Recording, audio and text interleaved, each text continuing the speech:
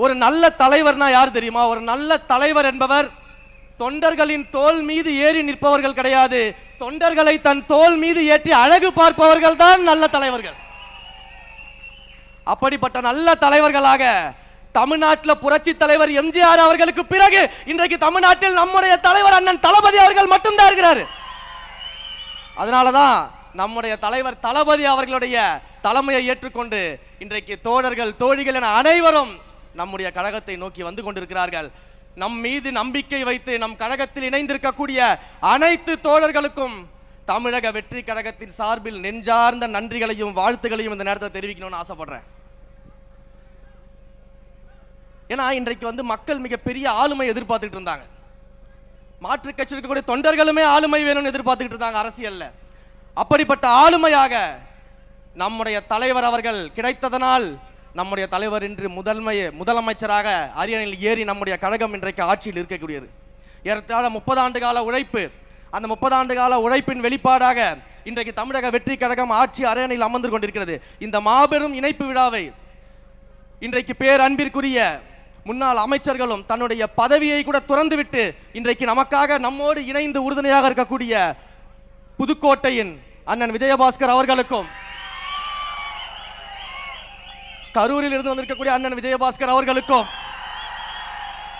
மற்றும் முன்னாள் அமைச்சர்கள் முன்னாள் சட்டமன்ற உறுப்பினர்கள் அனைவருக்கும் என்னுடைய நெஞ்சார்ந்த நன்றிகள்.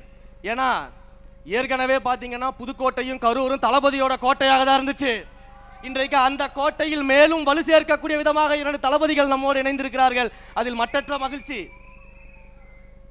ஏன்னா இதே புதுக்கோட்டையில் நாங்கள் பல்வேறு விழாக்களில் கலந்துகிட்டு இருக்கோம். எலெக்ஷனுக்கு முன்னாடி எத்தனையோ பொதுக்கூட்டங்களில் பேசியிருக்கோம். ஏன் அன்பிற்குரிய அண்ணன் விஜயபாஸ்கர் சொன்னது போல அவருடைய அன்பிற்குரிய மாப்பிள்ளை திரு புதுக்கோட்டை பர்வேஸ் அவர்கள் எத்தனையோ பொதுக்கூட்டங்களில் கடைசியாக விராலிமலை பொதுக்கூட்டத்தில் கூட கலந்துக்கிட்டோம்.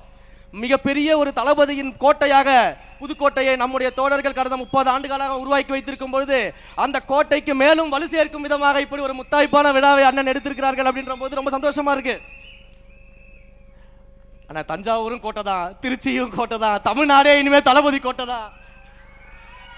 அதான் தமிழ்நாடே தளபதி கோட்டைன்னு சொல்லிட்டேன். இந்த அளவிற்கு கரூர்ல நம்முடைய கழகத்தின் வளர்ச்சிக்காக அரும்பாடுபட்டவர்கள் மாவட்ட செயலாளர்கள் இருக்கிறாங்க. குறிப்பாக கரூரில் ஒரு மிகப்பெரிய சூழ்ச்சி நம்முடைய கழகத்திற்கு ஏற்படும் பொழுது அங்க அந்த சூழ்ச்சியில நம் கழகத்திற்காக மிகப்பெரிய தியாகத்தை செய்த நம்முடைய அண்ணன் மதி அவர்களும் இன்றைக்கு மேடையில் நம்மோடு இருக்கிறாங்க. அப்ப இப்படியெல்லாம் உழைத்தவர்களோடு கரம் கோர்த்து இன்றைக்கு மேலும் நம்முடைய இயக்கத்தை வலுப்படுத்த மாபெரும் சக்திகள் நம்மோடு இணைந்திருக்கிறார்கள் என்றால் அவர்கள் எல்லாம் வரவேற்று அரவணைத்து இனி தமிழ்நாடே தளபதி நாடு என்பதாக உருவாக்கக்கூடிய வகையில் நாம் எல்லாம் செயல்பட போறோம். இப்படியெல்லாம் அனைத்து தரப்பு கட்சியினரும் விரும்புறாங்க, மக்கள் விரும்புறாங்க, எல்லாரும் விரும்பக்கூடிய ஒரு மாபெரும் தலைவராக முதல்வராக நம்முடைய தலைவர் அவர்கள் இருக்கிறதுனால தான் இப்ப இருக்கக்கூடிய எதிர்கட்சிக்கு என்ன பண்றதுனே தெரியல. உடனே ஆரம்பிச்சிருவாங்க சோஃபா மாடல்னு சொல்லிட்டு. உண்மையிலேயே இவங்கெல்லாம் பாப்பா மாடல், நம்ம சோஃபா மாடலா, இவங்க பாப்பா மாடல். ஏன் பாப்பா மாடல்?